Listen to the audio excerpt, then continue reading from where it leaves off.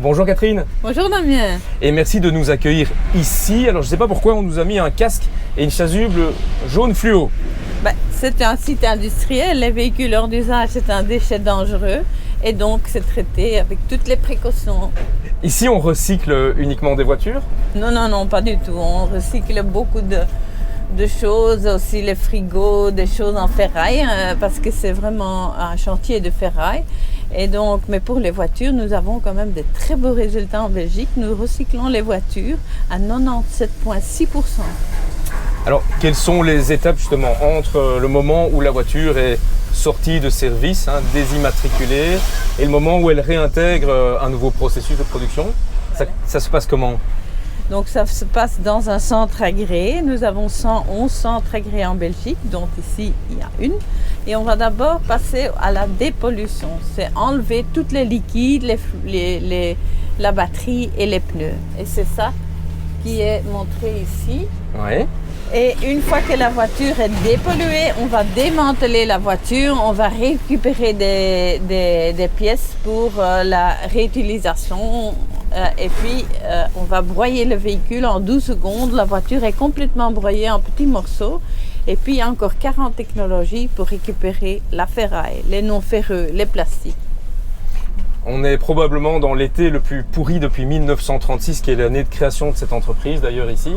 Et malgré le fait que ce soit l'été le plus pourri, vous m'avez donné des lunettes de soleil. Il y a une raison? En effet, ce sont des lunettes sur base de plastique recyclé qui viennent des véhicules hors d'usage. Donc c'est pour illustrer qu'est-ce qu'on peut faire. On peut de nouveau faire des lunettes de soleil avec les plastiques de sa voiture. D'accord.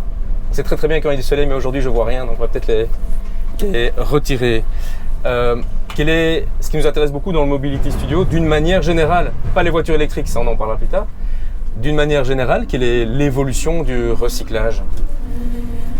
On vient de loin, donc avant on avait 73% de recyclage, donc nous sommes maintenant à 97,6% de recyclage. Ça veut dire que nous avons maintenant énormément de technologies pour récupérer aussi tous les plastiques, même le sable de ton tapis est recyclé dans la matière organique.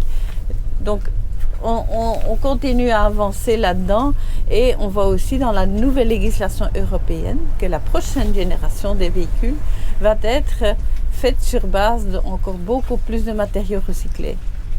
Ici, on a parlé des voitures d'une manière générale, mais je pense nous aurons l'occasion de nous revoir dans pas longtemps pour parler du recyclage des voitures électriques et des batteries, parce que là, c'est encore un tout autre process, mais ça, ce sera la fois prochaine.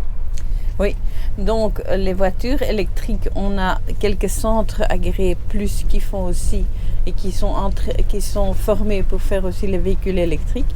Mais les batteries, on va en effet vous montrer la deuxième vie de la batterie d'un véhicule électrique dans une prochaine édition. Et ça se passera de quel côté ça?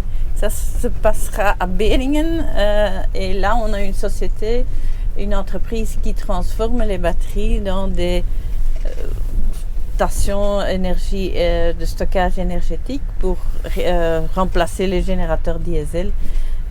Donc on enlève les modules et on les met dans un conteneur pour que l'entreprise puisse utiliser beaucoup mieux ces panneaux voltaïques parce que l'énergie est stockée sur la batterie circulaire. Ok, tout ça on verra la fois prochaine. Super. Grand merci en tout cas et à très bientôt alors. À très bientôt. Et bonne route. Oui.